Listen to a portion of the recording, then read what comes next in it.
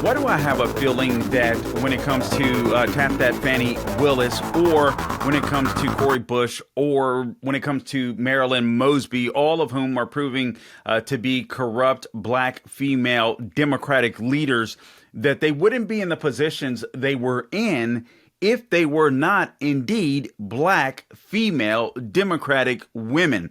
Guys, the latest news that is broke on Fani Willis, she fired an employee who raised the misuse of funding directly to her. She said, listen, there's someone in your office, basically, I'm paraphrasing, that is corrupt, and we need to address this. There are some things that are going wrong. Money is spent in ways, federal money is being spent in ways that it is not, or that it should not be spent. And then Fani Willis apologizes to this whistleblower, and then she fires her 2 months later. And now we know that Fani Willis is corrupt as all get out. But guys, this is a trend.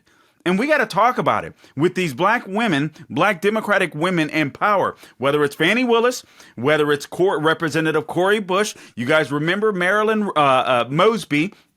There was a situation at the beginning of AOC's term in office where there was an issue where she was paying her boyfriend and she shouldn't have been paying him or giving him money in some sort of way that was just not ethical.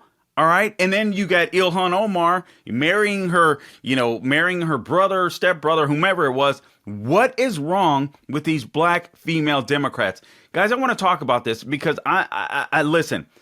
I know I'm going to make some people mad. I don't care. It's true. And you know it's true. These ladies would not be in the position that they were they not decrying racism, were they not black, were they not female.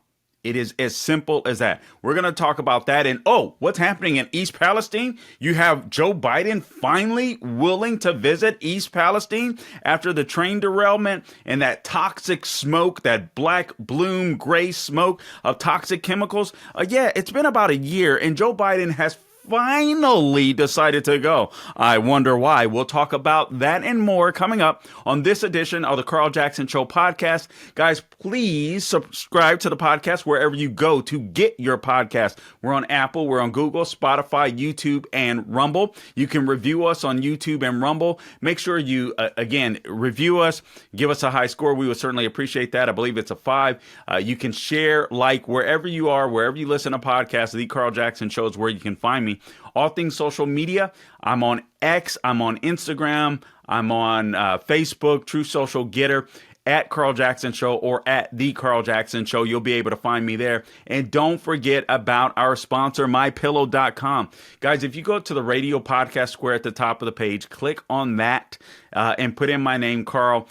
They have all types of deals available to you, literally from Giza Dream Sheets to My Slippers to the My Pillow 2.0. Everything is on sale now. All you have to do is go there, enter my name, and do some shopping. If you'd rather go old school and call, you can do that too. 800-858-0263. And I love the fact that not only will you get to buy products that you like that'll make your life a little better in these crazy times under this dictatorial regime, the Biden administration, you get some great deals, great products.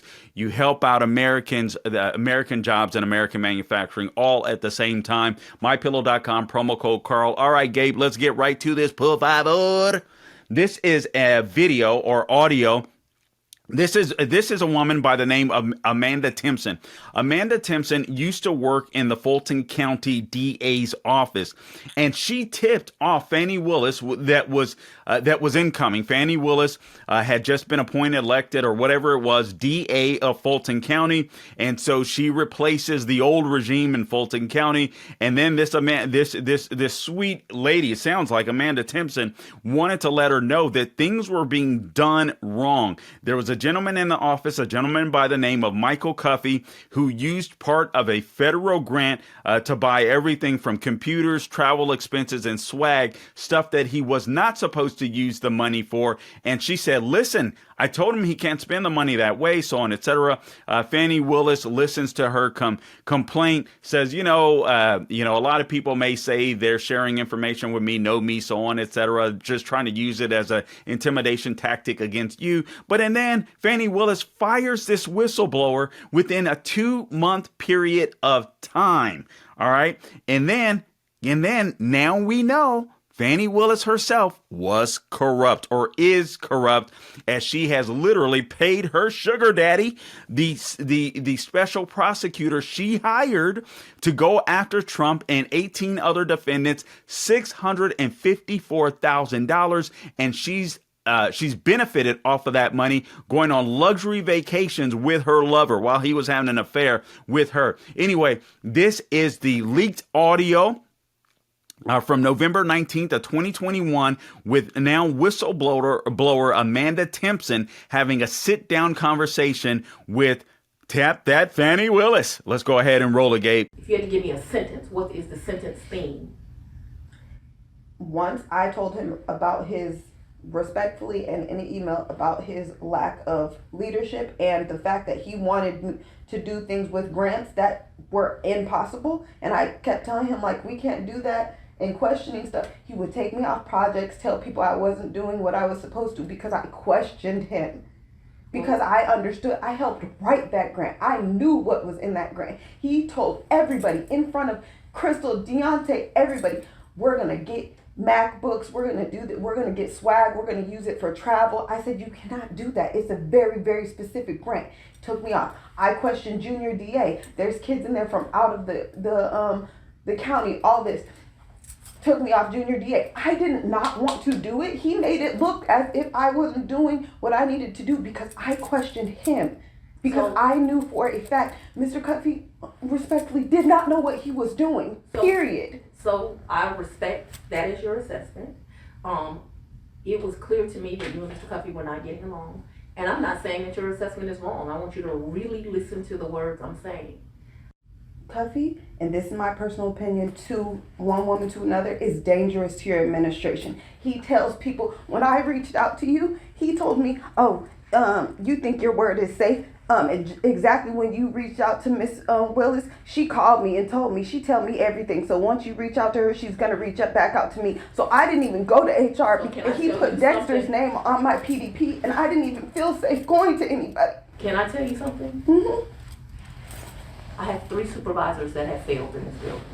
What's interesting to me, because I'm in a learning curve too, they each pretend to have a relationship with me that they do not have. Mm-hmm. I guess that's an intimidation tactic. Mm-hmm. I'm sorry that you felt that way, but Dexter certainly don't have no relationship with Michael Cuffey.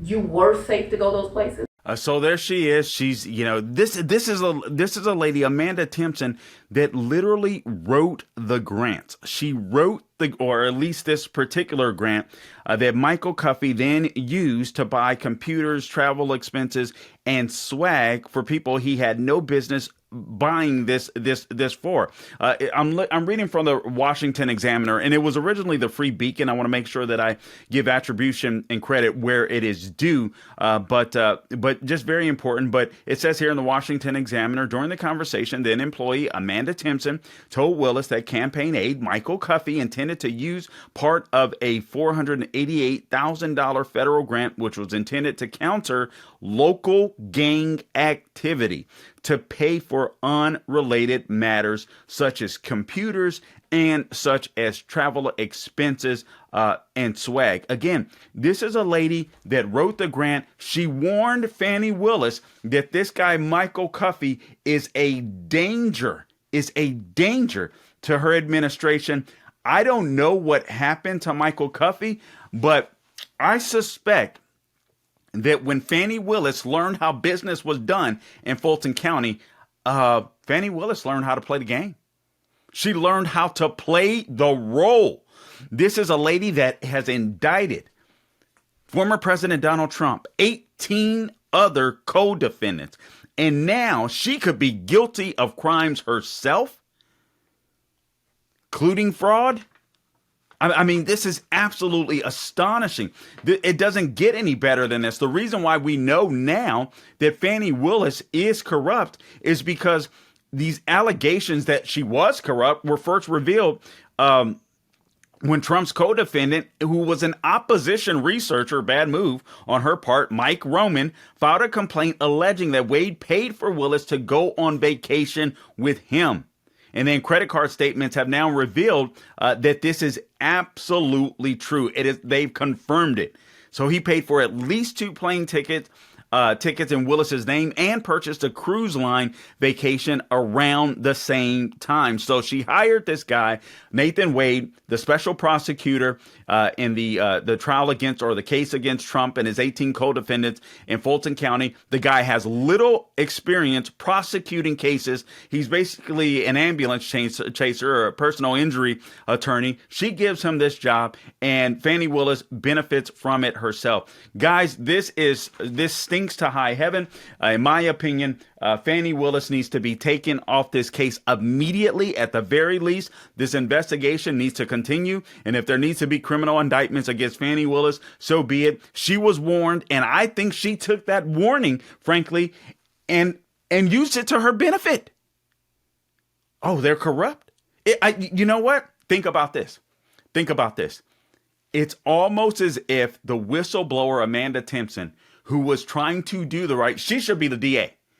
Amanda Timpson should be the DA of Fulton County, is what it sounds like. I'm assuming she has a law degree. Maybe she doesn't. I don't know. All right. But if she does, maybe she should be the DA of Fulton County, because there's your honest broker right there.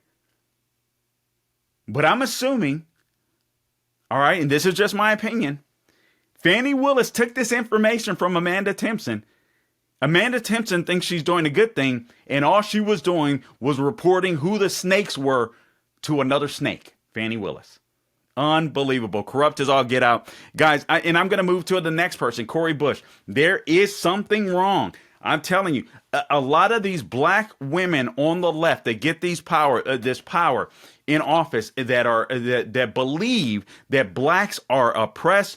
It is something about specifically black liberal women, in my opinion, that seem to handle power differently. They can be just as vicious, if not more vicious than men, just as corrupt, if not more corrupt than men. And I think we're seeing that. Here's another tape that I want to play you. This is Representative Cori Bush. She's been caught now with her hand in the pickle jar. And I want to play this video. Gabe has it lined up. What she had to say on Joy Reid's program. First, let me give you a quick summary here. This is from Breitbart. Report squad member Cori Bush under criminal investigation by the DOJ. So Representative Cori Bush, a member of the far left. And isn't it interesting? They're under investigation by Biden's DOJ. That's kind of weird, right? It's almost as if Biden's DOJ must think that Cori Bush is somehow a nuisance to the left. Funny. All right. So Representative Cori Bush, a member of the far left squad in Congress, is reportedly under investigation by the DOJ for allegedly misusing government funds meant for private security. Basically, the same is true with Fani Willis's office. It's a misuse of government funds. In Fani Willis's case, apparently it was a government grant. In the case of Cori Bush, I'm guessing that's what the congressmen and women are allotted. They're allotted a budget for their office, but that budget has to be used for certain things. And apparently,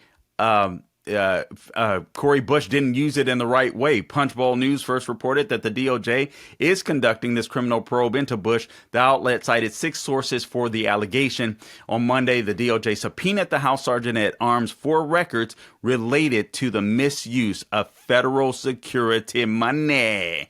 All right. So anyway, here's what Cori Bush, Representative Cori Bush, had to say in her defense. And guys, let me say this too. This is going to be very controversial, but it's true. Whenever I want you to pay attention and look at audio clips, video clips, or listen to audio clips, listen and watch video clips of Cori Bush. Cori Bush would not be a successful person if she weren't in politics. You know that I'm telling the truth. Politics seems to be the only place where dumb Democrats can go to get tons of power.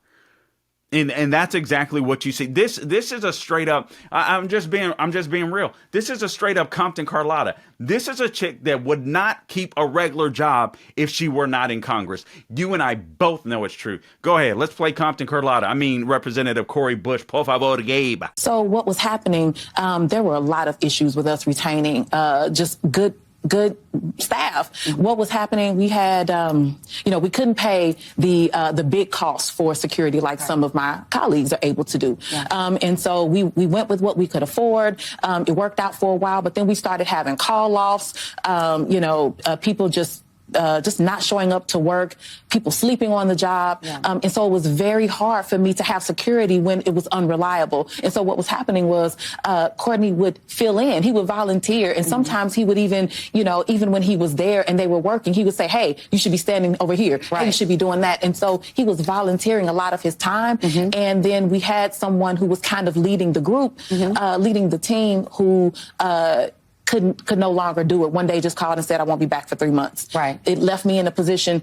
There was no way I could manage a security team plus the work that I was doing. And so he was able to pick up that slack. Okay, so if that's the issue, if he was volunteering, why are you paying him? Her husband. She's speaking of her husband. So she's paying her husband a salary. First off, that shouldn't be allowed. I'm sorry. This should be so easy. I'm tired of ranting on this stuff because you and I both know it's not going to happen. But this is a simple fix.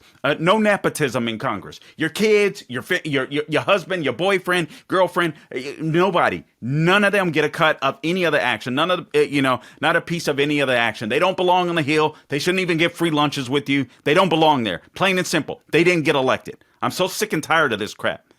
But you know it's BS. And frankly, if you look at Joy Reid's face, Joy Reid knows that this is BS. That lady found a way to game the system. It is as simple as that. And she's the same type of, in my opinion, person that would have gamed the system in any job that she had. You can tell. You can tell. The lady doesn't have an IQ, a high IQ, guys. Let's be real. She wouldn't have a job probably or keep a job if she wasn't a congresswoman. And I want to remind you of this real quick. This is a trend. This is a trend. Let's just be honest. Let's just be real. Real quick. This is, you guys remember Marilyn Mosby? Marilyn Mosby was the DA, during the initial Black Lives Matter movement. And she was found guilty. Former Baltimore City State's Attorney Marilyn Mosby was convicted on 2 counts of perjury. You guys may remember young, black, pretty, prosecutor, DA in Baltimore, had all this power, all this kind of stuff. It was when the Freddie Gray, the 6 police officers, were transported Freddie Gray, I guess, to the jail or something. Apparently, he died in the paddy wagon on the way, if I recall the story correctly. They were trying to cry racism. Most of the cops involved were black.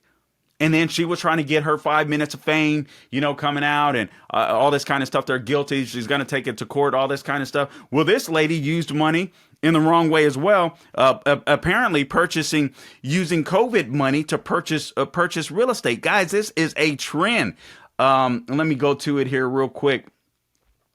Let's see. I have it pulled up. All right. So here it is. This is an older story from Breitbart. She just came to mind when this stuff came up. This is way back in January 2022. Left-wing Baltimore, Maryland prosecutor Marilyn Mosby, an early figure in the BLM movement, was indicted Thursday on federal charges for fraudulent mortgage applications on homes in the Republican-run state of Florida. She wanted to come to Florida during COVID. Now, she's since been found guilty on a couple of those charges. So a federal jury convicted Marilyn Mosby in Baltimore, Maryland, on federal charges of perjury relating to the withdrawal of funds from the city of Baltimore's deferred compensation plan, claiming that she suffered adverse financial consequences during the COVID-19 pandemic when she was Baltimore City State's attorney. Well, if you don't buy real estate in Florida when you live in Baltimore and you keep that money that you're paying mortgages on in Florida, you might be okay. But the truth of the matter is these ladies are black, right? They're liberal, and they believed that they can get away with it because the system they've gone through, college, school in general, tells them that we're oppressed. And listen, if you skim a little off the top, You're owed that anyway. That's reparations, baby. Now, let me tell you how the left treats white people. You guys remember East Palestine, Ohio? Joe Biden finally pays a visit to East Palestine, Ohio after the train derailment that literally put all types of chemicals in their air that they couldn't breathe, water in their ponds that was absolutely killing wildlife in the area. You guys saw the pictures of it. Eventually, President Trump went there, delivered water. After it was, basically cleaned up for the most part a couple of weeks later, but the remnants still remained for months and months and months, and Biden never visited. So anyway, I guess the mayor of the town of Palestine, Ohio, invited Biden to visit. Biden finally accepted after a year, and we all know why he accepted. It's because it's election year. It's an election year. He didn't care about you guys. He didn't care about you guys. I guess East Palestine is apparently Trump country, but you know what? That shouldn't matter. They're Americans first. And if there's an issue as big as that, where a whole community basically needs to be evacuated, guess what, Mr. President? Show up. And he didn't. But now he's showing up, but it's too late. They know that you're fake. They know that you're a fraud. And I got to be honest, I think Biden does more damage to himself now by showing up than ignoring it. But just so you know who the Democrat Party is, the black people, black women, Cori Bush, Marilyn Mosby, Fani Willis, they'll lift up in the name of oppression the people that are really hurt and suffering. If they're white and if they happen to vote differently, hey, screw you. But you know Biden's problem now. The economy isn't great. The world is on fire. Some of these cultural issues, trans issues, people aren't vibing with. He's not doing well in the polls against Trump, if you believe the polls. And so now it's all hands on deck to try to get Biden reelected. That's all that's going on. That's the only reason he's willing to visit East Palestine. Sick, twisted, but that is the Democrat Party. Guys, listen, I appreciate you tuning in to this edition of the Carl Jackson Show podcast. Don't forget to follow me on social media, X, Instagram, Facebook, Truth Social, and Getter at Carl Jackson Show or at The Carl Jackson Show. Subscribe to the podcast wherever you get your podcast. Follow, like it, review it, and share it, please. We would certainly appreciate that. And don't forget, guys, I don't exist without the help of our sponsors, mypillow.com. But you benefit too. You get a great night's rest, right? You get great products. You get you get products that you already want and need, but you get to help out American workers and American manufacturing. My Pillow, Mike Lindell, great pillows, great robes, great slippers, great towels, great dog beds. I have them. They work great. You'll love them. All right, guys, until next time, do not grow weary doing good. God bless you.